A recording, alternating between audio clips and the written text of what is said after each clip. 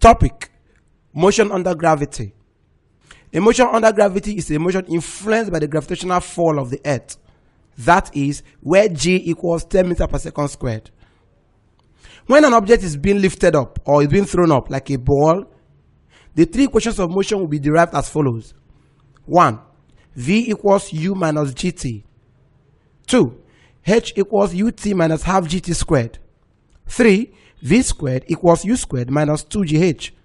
The negative sign shows that the body is going up in opposite direction with acceleration due to gravity of free fall. Downward.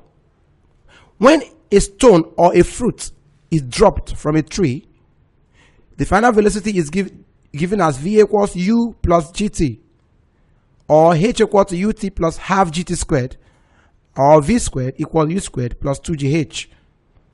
The plus sign shows that the object is coming down in the same direction with the acceleration due to free fall. Question 1. A fruit is thrown vertically upward with a velocity of 8 meters per second. What will be its velocity after 0.5 seconds? Solution: v equals u minus gt. Seeing the fruit is being lifted up, so the negative sign shows a negative acceleration. So v becomes 8 minus 10 times half. When simplified, we have 3 meters per second. Number 2.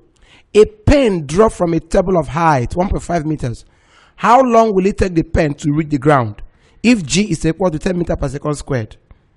Solution: since the pen is falling down, height equals ut plus half gt squared. The positive sign there shows that the pen is falling down, not going up. So 3 over 2 equals 0 plus half times 10 times t squared. When you cross multiply, t becomes root 3 over 10. Motion down an inclined plane. The figure below shows the motion of an object sliding down an inclined plane.